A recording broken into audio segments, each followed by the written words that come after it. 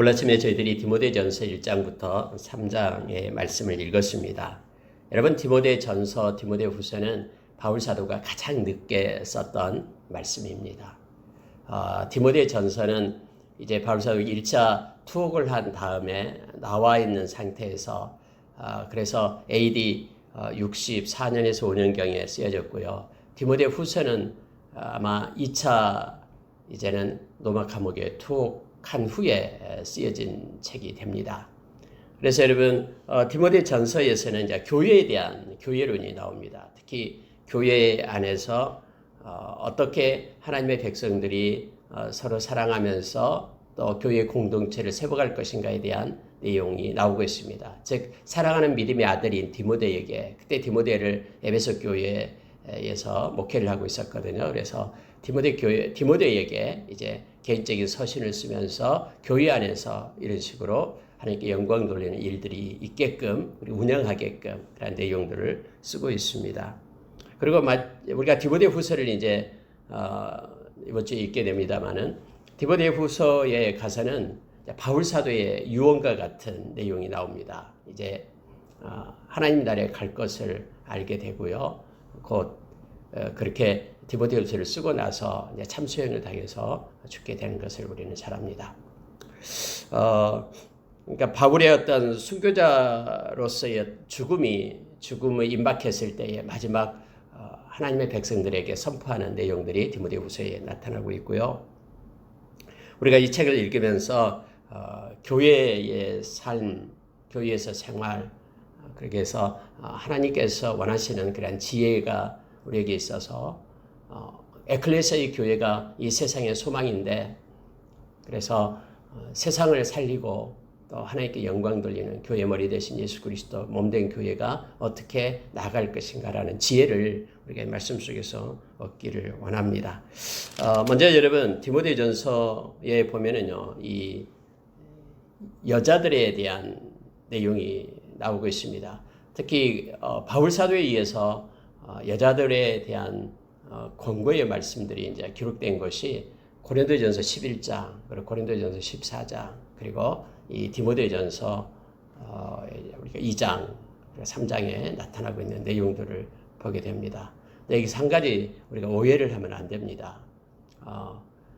하나님은 다 남자나 여자나 평등하게 지음을 주었습니다. 성경에서 우리에게 말해 주고 있는 것이죠. 근데 우리가 이 말씀을 볼 때는 그때 상황과 그때 배경을 우리가 기억을 해야 됩니다. 만약에 그것을 가지지 않을 때는 우리가 이 말씀을 볼 때에 조금 오해할 수 있고요. 그리고 어떻게 성경이 이룰 수 있냐라고 말하면서 특히 그 페미니즘 쪽에 있는 분들은 그렇게 주장도 하기도 합니다. 실제 저도 성경을 공부하다가 성경을 같이 공부하다가 나누다가 그런 일을 있은 적도 있었습니다. 옛날에 교훈대학교에서 함께 있으면서 어떤 선생님으로부터 여러 가지 공격을 받아서 여러 가지 배경에 대해서 같이 나눈 적이 있었습니다. 그런 내용들이 여러분 디모데전서에 나오고 있고요. 특히 디모데전서에서는 바울의 고백이 나오죠. 15절에 1장 15절에 나옵니다. 내가 죄인 중에 괴수다 하면서 고백을 합니다. 하나님의 은혜 가운데 내가 구원을 받게 되었고, 그래서 사랑하는 디모데 아들에게 이렇게 교회 운영에 대한 내용들을 쓰고 있습니다. 이 말씀은 정말 우리에게 유익합니다. 왜냐하면 우리는 우리 자신이 교회이기 때문에 그렇습니다. 개개인이 하나님의 택자들의 모임이죠. 하나님이 부르심 바 된 개개인. 그래서 우리 자신도 교회이고 또 교회들이 연합해서 또 다른 교회가 되고 또 전체 예수 믿는 모든 사람이 다 교회죠. 유기적으로 연결되어 있음을 알게 합니다. 자, 여러분 몇 가지를 나누겠습니다. 여러분 1장 3절에 보니까요. 내가 마게도냐로 갈 때에 너희를 권하여 에베소에 머물라 한 것은 어떤 사람들을 명하여 다른 교훈을 가르치지 말며, 이 디모데에게 특히 말하고 싶은 게 뭐냐면요. 에베소에 머물러 있어라. 에베소에서 이제 그렇게 목회를 하게끔 그렇게 합니다. 근데 여러분 그 목적에 대해서 지금 말하고 있는데요. 다른 교훈을 말하는 이들이 있었다라고 얘기를 합니다. 언제나 여러분 이 하나님의 말씀이 이렇게 보수되고 파수되고 보존되고 할 때에는요. 특별한 하나님의 그런 은혜가 있고, 그리고 열심히 있어야 됨을 알게 합니다. 왜냐하면 악한 자들이 말씀을 흔들거든요. 앞으로도 계속 그런 일들이 있게 될 겁니다. 특히 다른 복음을 가지고 와서 말을 합니다. 그때 당시 에베소 교회에서 있었던 다른 복음이 주로 세 가지 형태로 나타나고 있습니다. 하나는 뭐냐면은 그들이 다른 혼란스럽게 했던 다른 그런 교훈들, 이 다른 복음 또 다른 교훈들을 여기서는 다른 교훈들을 말하죠. 그것을 가지고 나타내는데요. 이 올바른 교훈, 하나님의 말씀을 증거하고 말씀을 붙잡아야 되는데 그렇지 못한 환경들과 배경들이 있었음을 알게 합니다. 하나는 뭐냐면은 엘리트주의가 있었습니다. 특히 그노시스 영지주의 쪽으로 나타나죠. 그들은요 특별한 뭔가를 알아야지만이 특별한 영적 지식이 있어야지만이 구원을 얻는다고 생각했어요.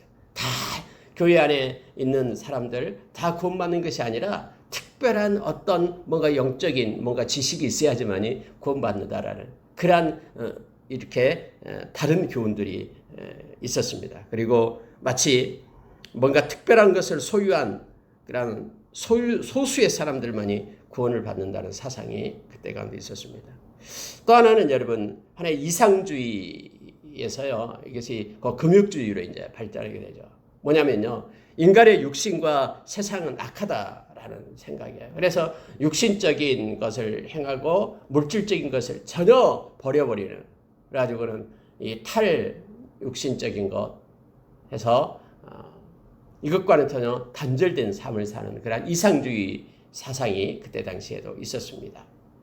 또 하나는 우리가 잘 아는 이제 여기서 나옵니다만은 이 신화와 족보를 가지고 이걸 논하고요, 이것을 자랑하는 것이 있었습니다. 물론 이것도 이제 육체적인 것과 연관이 됩니다만은 이 온전한 하나님의 말씀, 우리 주님의 그 복음만으로 부족하기 때문에 뭔가 더 붙이려는 거기에 어떤 옛날부터 내려온 족보들, 그 구약에 나오는 있던 족보들 어느 계열에 속하냐, 뭐 이런 또 신화적인 요소를 갖다 더 가미시키고 그래서 여러 가지 것들을 때로는 만들고 이런 것들요.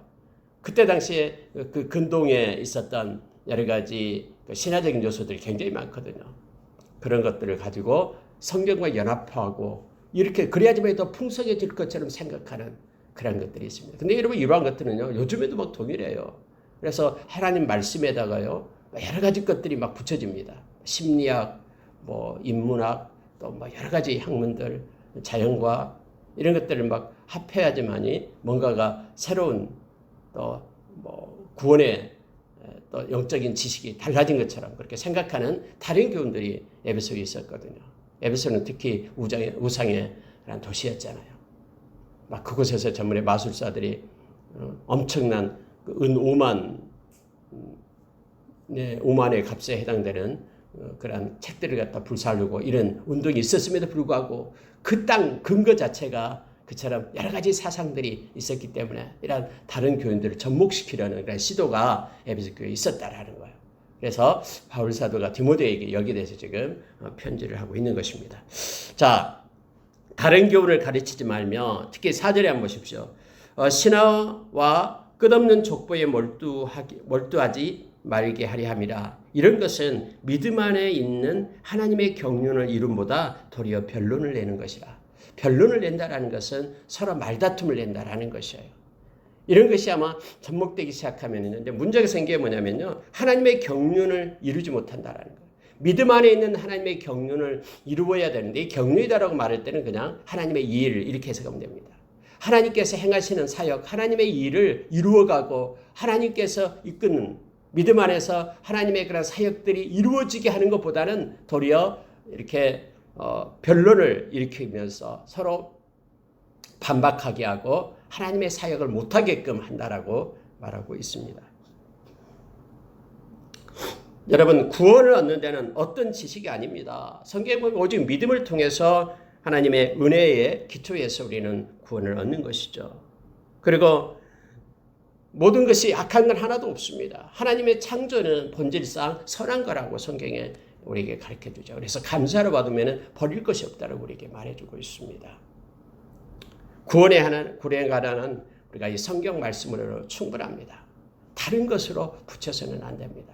그런데 많은 이들이 특히 여기서 신화와 족보에 그걸 가지고 막 뭔가를 대단한 포장된 어떤 복음인 양 말하면서 그러한 교훈들이 들어왔다라고 말합니다.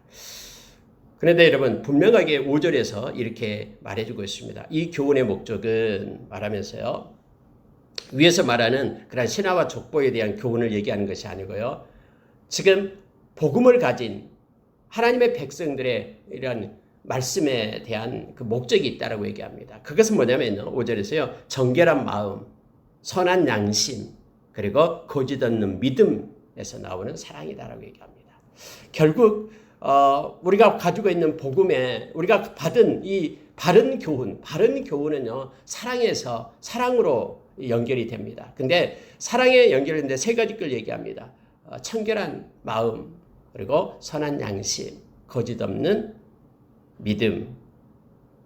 여기서 나온 사랑인데 이것만 가지고 있으면 된다고 말합니다. 하나님에 대한 사랑, 이웃에 대한 사랑. 여러분 궁극적으로요. 하나님의 말씀은 사랑을 지향합니다. 그리고 이 사랑은 우리의 마음의 정결한 마음과 선한 양심과 거짓 없는 믿음으로 인하여 사랑이 완성이 되어가지고 우리로 하여금 믿음의 삶을 살게 하죠. 바울사도가 그들에게 변론하지 말고 이런 것들을 버리고 바른 교훈, 마음이 깨끗한 마음으로 하나님을 섬기는 것, 선한 양심을 가지고 특히 바울사도는 이 선한 양심에 대한 얘기를 계속해서 말합니다.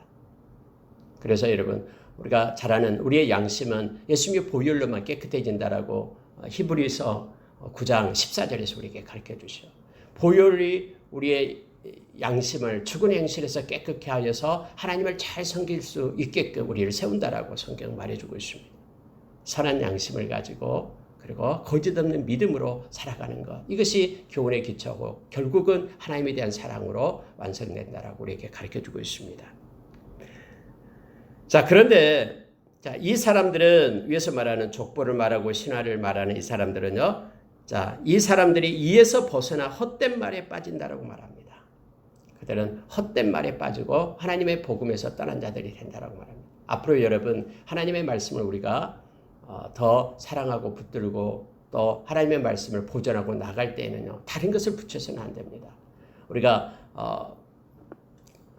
요한계시록 22장 18절 이하에서 하나님의 계시의 말씀에 더하는 자, 빼는 자 모두에게 하나님의 나라에 입성할 수 없음을 성경은 분명히 얘기하고요. 더하는 자에게는 반드시 성경이 기록한 그러한 재앙이 그들에게 더해질 것이다라고 성경은 말해주고 있습니다.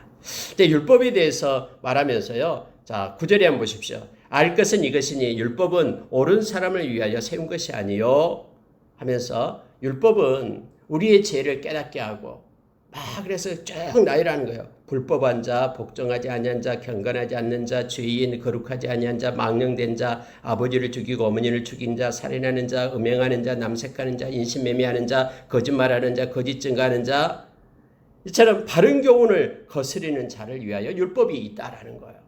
근데 이 율법은 자 11절에서 이 교훈은 내게 맡기신 바 복되신 하나님의 영광의 복음을 따름이니라 이렇게 말하고 있죠. 근데 이 율법은 위에서 말하는 어떤 신화나 또는 끝없는 족보 아니면 어떤 특별한 영적 지식, 이상주의 이런 것과는 다르다라고 얘기합니다. 이 율법은 초등교사라고 했잖아요. 이것을 가지고 있을 때는 죄인들을 위해서 깨닫게 하기 위한 것인데 결국은 뭐냐면은 이것이 복음으로 이끈다라고 말합니다. 하나님의 영광의 복음을 따르게끔 이 율법이 데려다 준다라는 거예요. 그래서 율법을 보게 될 때는 그것으로는 우리가 소망 없는 자임을 깨닫게 하고 그래서 복음 안에서 믿음으로 구원을 얻게끔 결국은 복음적으로 인도해 준다라고 말하면서 지금 자 8절에서는 이렇게 말하죠. 율법은 사람이 그것을 적법하게만 쓰면 선한 것임을 우리는 아노라 하면서 그나그서 율법을 버려라라는 것이 아니다라는 걸 지금 말하고 있는 것입니다. 그러니까 신화와 끝없는 족보 다른 것들은 다 없애고 그것을 접목시키지 말아야 되는데 하나님의 말씀인 율법은 우리로 하여금 더 복음을 간절하게 찾게 하고 복음으로 인도해 주는 몽학선생이다. 초등교사다라고 가르쳐주고 있는 거예요. 그러면서 율법은 이렇게 포함시키고 있음을 보게 됩니다. 여러분 어떤 사람들은 우리가 신약만 읽으면 됐지 구약은 왜 보냐라고 얘기하는데 그렇지 않습니다. 우리가 계속해서 앞전에 세 번째까지는 말씀을 할 때 구약을 먼저 봤잖아요. 구약 안에서 신약의 눈으로 구약을 보게 될 때 놀라운 은혜가 우리 가운데 있었잖아요. 마찬가지로요. 구약은 우리가 하나님의 말씀입니다. 우리가 말하는 디모데 후서 나옵니다만 3장 16절에서 말할 때에 이 성경은 하나님의 감동으로 된 것으로 할 때 이 성경을 얘기할 때 이거 구약을 얘기하는 거예요. 그때 당시 성경 스크립처 이것은요 이 구약밖에 없었습니다. 그래서 우리도 구약도 우리를 하나님께 더 가까이 나아가고 또 하나님을 더 사랑하게끔 인도하는 복음 앞에 서게 하는 그러한 선생님을 초등교사님을 우리가 기억을 합니다. 그러면서 여러분 이제 이렇게 바른 교훈을 가지고 있으라 라고 말합니다. 앞으로도 이것은 우리가 다 지켜나가야 될 하나님의 말씀을 우리 세대까지 지켜내고요. 또 우리 다음 세대에 온전한 복음을 우리가 하나님의 말씀을 물려주고 하나님 앞에 가야 되잖아요. 여러분, 이제 12절 이하에서는 바울 사도의 자기 자신의 모습을 말해주고 있습니다. 자, 13절 한번 보십시오. 내가 전에는 비방자요 박해자요 폭행자였으나 도리어 공유를 입은 것은 내가 믿지 아니할 때에 알지 못하고 행하였습니다. 14절에 우리 주의 은혜가 그리스도 예수 안에 있는 믿음과 사랑과 함께 넘치도록 풍성하였도다 라고 말합니다.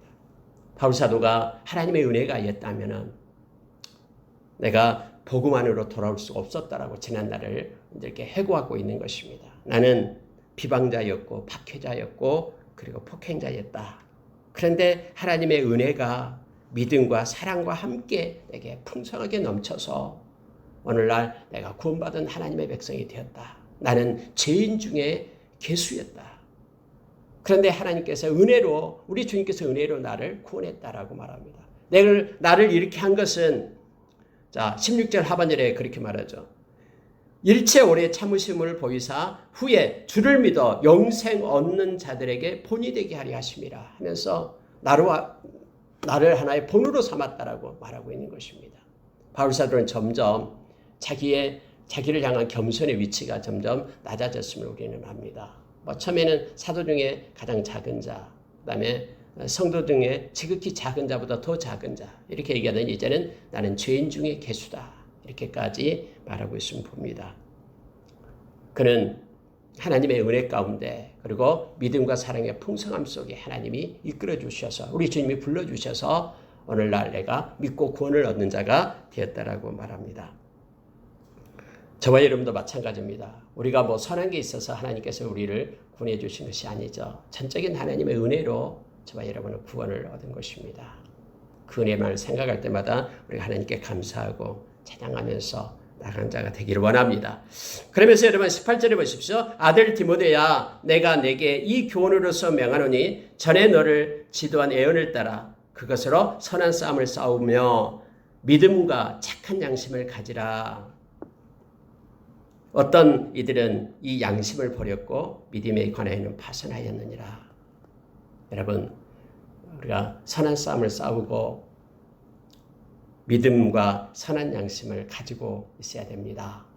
끝까지 우리 주님 만날 때까지 이 길을 가야 됩니다. 특히 여러분 이 19절에서 말하고 있는 것처럼요. 어떤 이들은 양심을 버렸다라고 얘기합니다. 신앙의 양심을 버린 거예요. 우리가 이 앞주에 말씀을 나눴던 적이 있었죠. 양심을 따라서 신앙의 양심으로 행하는 것 이것이 믿음의 도를 지키는 것이다라고 성경 우리에게 가르쳐 줍니다. 그래서 여러분 하나님이 우리의 마음 가운데 계시고 하나님과 교통하는 삶 가운데 하나님의 인도하심을 우리가 받아야 됩니다. 성령께서 이끄심에 나가야 돼요. 그래야지만이 우리가 선한 양심을 가지고 끝까지 살 수가 있습니다. 선한 싸움을 싸우고요. 착한 양심, 선한 양심을 우리는 지키는 자가 되기를 원합니다. 특히 여러분, 이 선한 양심에 대해서 파선한 사람의 이름이 나옵니다. 20절에 보니까 후메네우와 알렉산더가 있으니 내가 사탄에게 내준 것은 그들로 훈계를 받아 신성을 모독하지 못하게 하려 함이라. 이 양심이 마비돼 버리면요. 하나님의 그러한 마음, 하나님을 향한 마음과 열정이 소멸돼 버립니다. 그리고 또 하나는요. 신성모독하게 된다라는 거예요.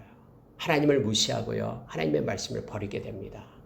그러나 이 착한 양심을 가지게 될 때는 하나님의 인도하심을 깨닫고 하나님께로 나아가고요. 또 하나님이 기뻐하는 일을 이 땅에서 행할 수가 있습니다.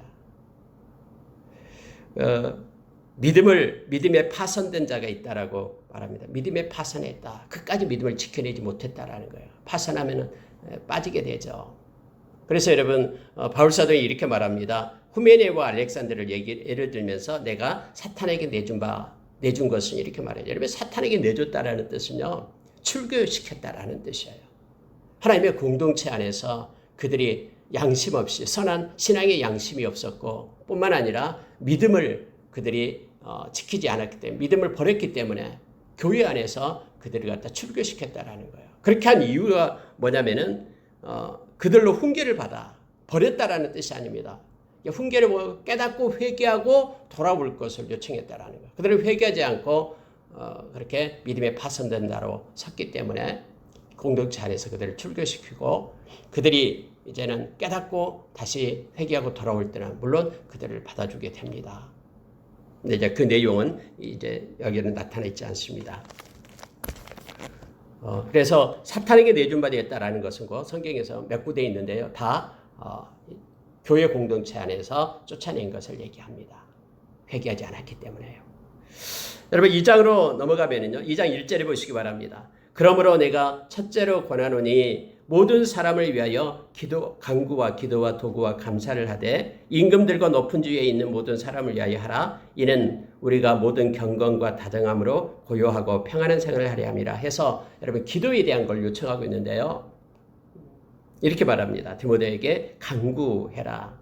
피로를 간구하는 것을 얘기합니다. 기도해라. 하나님의 뜻을 구하는 것을 얘기합니다.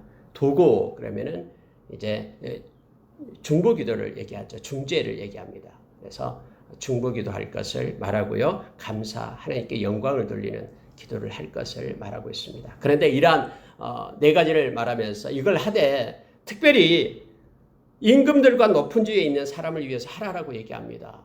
왜냐하면 그 이유를 갖다 말하고 있는데요. 모든 경건과 단정함으로 고유하고 평안한 생활을 하려 함이라. 여러분 이 임금들 높은 주위에 있는 이들 물론 하나님이 그들에게 권세를 주었다라고 로마서 13장에서 1절에서 우리에게 가르쳐주죠. 모든 권세는 하나님께로부터 나온 것입니다. 그래서 여러분 우리가 기도할 때요. 나라를 위하여 기도할 때도 대통령과 또 모든 요직에 있는 사람들을 위하여 기도해야 됩니다. 왜냐하면 그 이유가 경건과 단정함과 고유하고 평안한 생활을 하기 위함이다라고 말하고 있습니다. 그래서 성경에서는 이를 위하여 기도할 것을 우리에게 말해주고 있습니다. 4절에 보시기 바랍니다. 하나님은 모든 사람이 구원을 받으며 진리를 아는 데 이르기를 원하시느니라. 하나님은 그렇습니다. 모든 사람이 구원에 이르기를 원합니다. 그리고 모든 사람이 진리의 말씀을 알기를 원하십니다. 그런데 물론 그들이 그 하나님의 말씀을 버리고 구원에서 떠난 이들이 있죠. 하나님의 심판이 있게 되면 그러나 이것은 하나님의 지금 마음을 우리에게 보여줍니다. 그래서 여러분요, 우리가 복음을 전할 때는요, 빈부, 귀천, 또 어린아이든 노인이든 다 소중합니다. 차별해서 복음을 전해서는 안 됩니다. 어떤 이들은 어떤 교회는 어떤 사람들만 오는 교회 막 이렇게 얘기하고 또 어떤 목회 이게 아닌데요. 이게 아닙니다. 성경에서 말하고 있는 것은 모든 사람 어린아이부터 노인에 이르기까지 모든 사람에게 복음은 필요합니다. 그리고 그 모든 사람이 함께 어우러져 하나님께 영광 돌리고 예배를 드려야 됩니다. 어디 교회에 가는데 자격이 있는 게 아닙니다. 예수 믿는데 자격이 주어진 게 아니고요. 하나님께서 믿음만 우리 주님만 믿기만 하면은 다 구원을 얻는다는 것이 성경이 우리에게 말해주고 있는 것이죠. 하나님은 모든 사람이 구원을 받기를 원하시고요. 또 생명의 말씀인 이 복음을 받기를 원하심을 성경은 기록해주고 있습니다. 8절에 내려가 볼게요. 이제 여기서 문제가 되는 게요. 여자, 남자에 대한 얘기가 또 나옵니다. 자, 8절 한번 보십시오. 그러므로 각 처에서 남자들이 분노와 다툼이 없이 거룩한 손을 들어 기도하기를 원하노라. 각 처에서. 여러분, 남자들이 하나님 앞에 손을 들고 기도하기를 하나님은 원하십니다. 여러분 대부분 기도하는 분들은 다 여자분들이 많잖아요. 근데 하나님께서는 남자들이 손을 들고 하나님 앞에 기도하기를 원하십니다. 또 여러분 9절에 보니까 여자들도 단정하게 옷을 입으며 소박함과 정절로서 자기를 단장하고 닦는 머리와 금이나 진주와 값진 옷으로 하지 말고 오직 선행으로 하기를 원하노라. 이제 여자들에 대해서 얘기하는데요. 여러분 그때 당시에 여자들의 모습을 우리가 보면은요, 얼마나 여자들의 그 인권, 여자들의 인격이 무시받고 처참했냐면요, 그 여자들로 태어나지 않은 것에 대해서 감사하다라고 남자들이 매일매일 아침마다 하나님 앞에 나서 기도하는 그 기도 제목 중에 감사의 조건 중에 첫째가 그거였어요. 하나님 나를 남자로 태어나게 해주셔서 감사합니다. 이렇게 할 정도로 여자들의 삶은 너무나 비참했습니다. 그리고 하나의 그 소유물 취급을 했고요. 물론 아이들도 그랬습니다만은 그때 당시 인권은 상상할 수가 없습니다. 헬라도 그랬고 유대도 그랬고요. 절대로 그 여자들은요 교육을 시키지 않았습니다. 여러분 예수님 당시에 많은 문화생들이 있었잖아요. 거기 여자들은 없었습니다.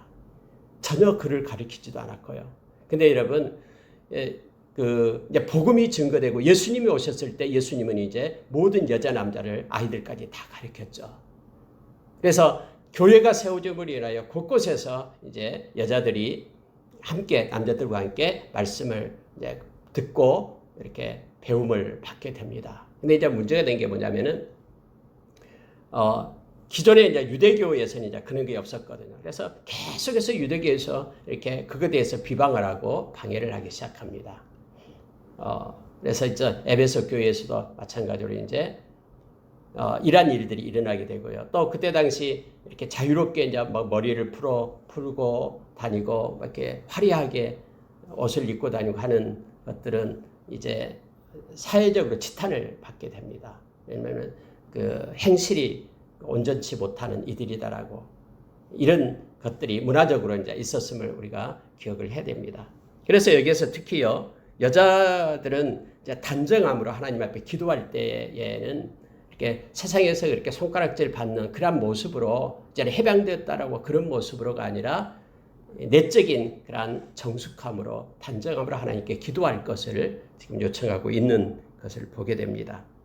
예를 들어 닦는 머리와 금이나 진주, 값진 옷으로 하지 말고 그래서 여러분 그때 여자들이 이렇게 교육을 받지 못했기 때문에 그들이 치중하고 있는 것은 외적인 것에 막 많이 치중을 했습니다. 그런데 너희들은 하나님의 백성인 또 예수 믿고 하나님께 구원을 얻는 이들은 내적인 단정함을 지금 강조하고 있는 것입니다.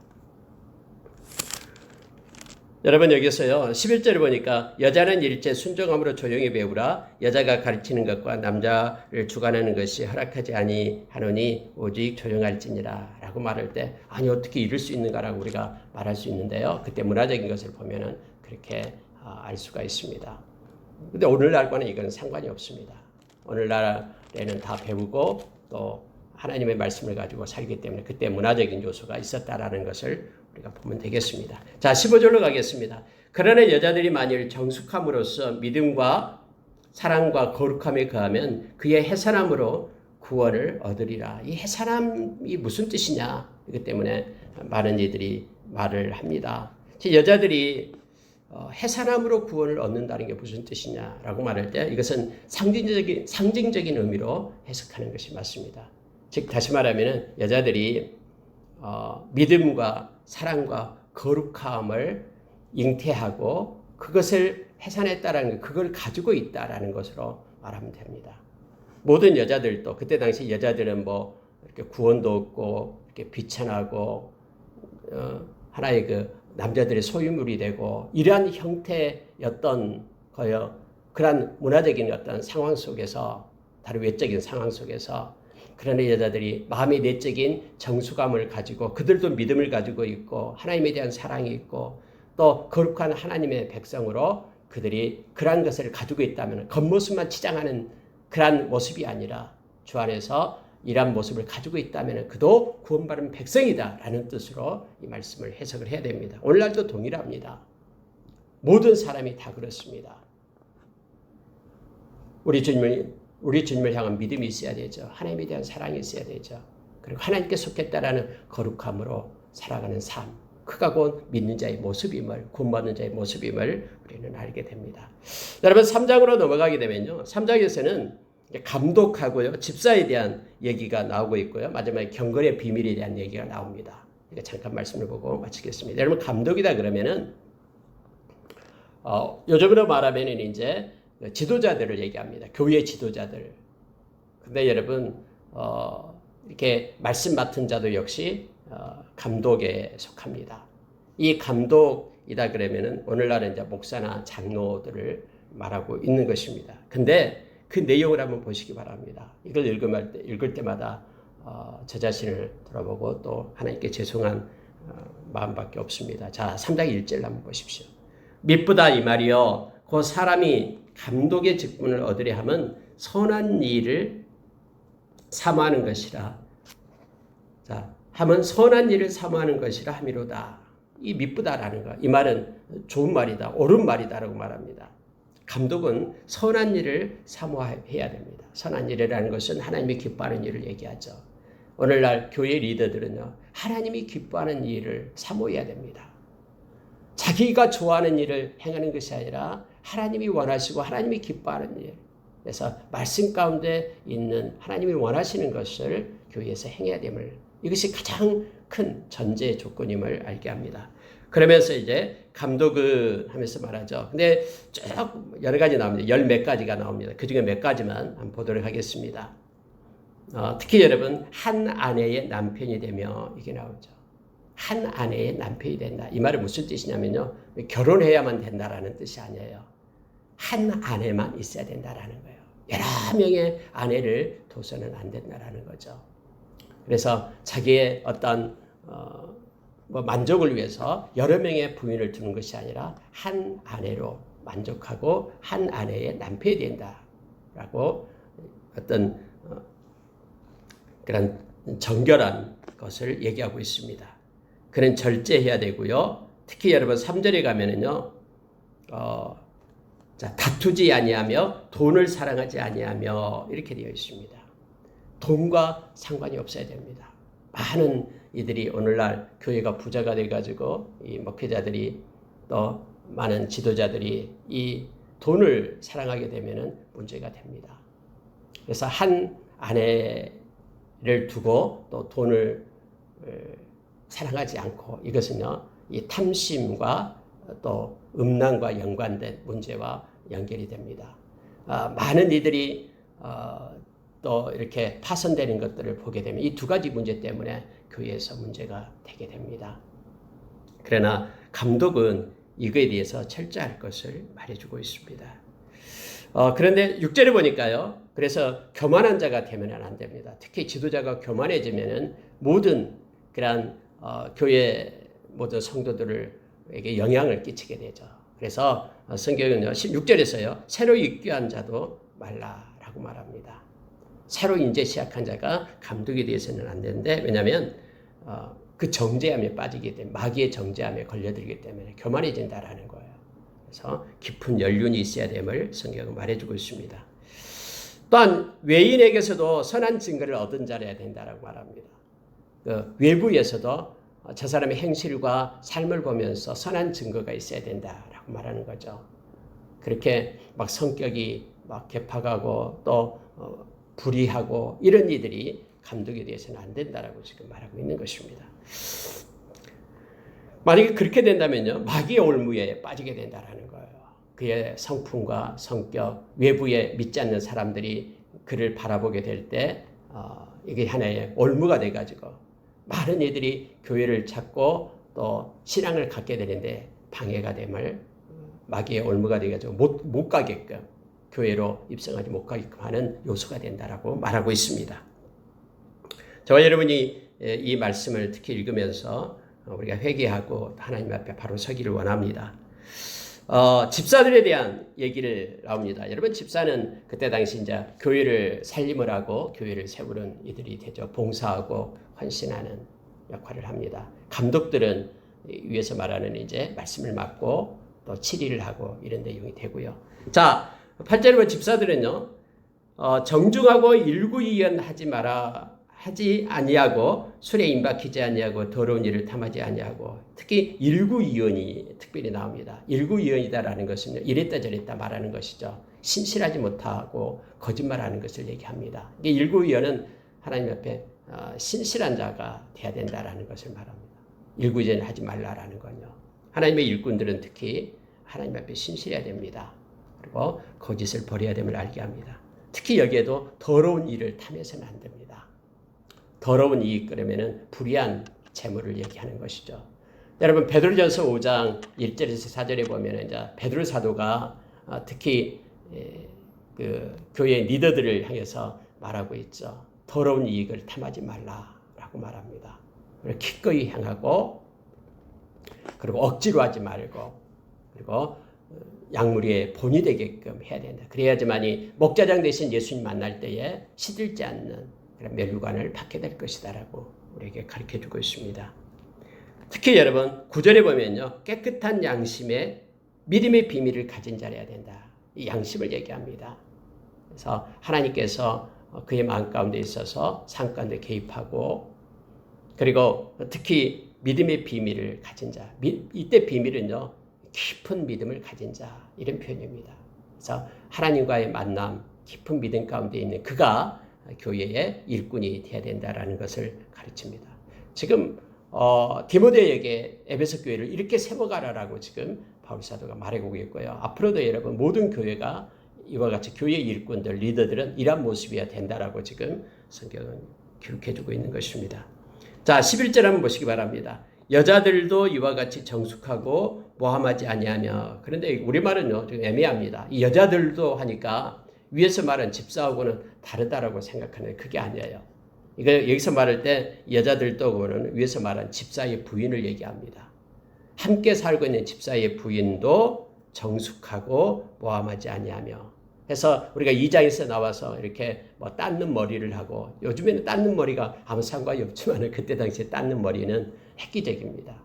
그러니까 겉모습의 모습이고, 금을 달고 은으로 치장하고 이런 거칠애가 아니라 이 집사의 부인들도 역시 가족도 정숙하고 특히 모함하지 않고 절제하며 모든 일에 충성된 자라야 할지니라 라고 말합니다. 한 가족이 부부가처럼 신앙생활을 하고 있는 이들을 말하고 있는 것을 됩니다. 자, 12절에 보십시오. 집사들은 한 아내의 남편이 되어 똑같은 말 얘기를 합니다. 집사들 역시 막 어떤 성적으로 또 어떤 쾌락에 빠져서 여러 부인을 두고 이게 아니라 한 여자의 남편이 되어야 된다라고 말하고 있어요. 그래서 12절로 봐서 쭉 보면은 우리가 11절의 여자들도 역시 집사와 연관된 것임을 우리로 하여금 깨닫게 합니다.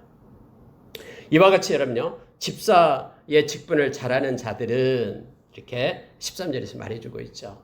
이들 교회에서 집사의 직분을 잘 감당하는 이들은 아름다운 지위와 그리스도 예수 안에 있는 믿음의 큰 담력을 얻느니라라고 말합니다. 이것 때문에 평생 하나님께서는 그에게 아름다운 지위를 주고요, 그를 존중히 여기고 하나님께서 그를 높인다라는 뜻이에요.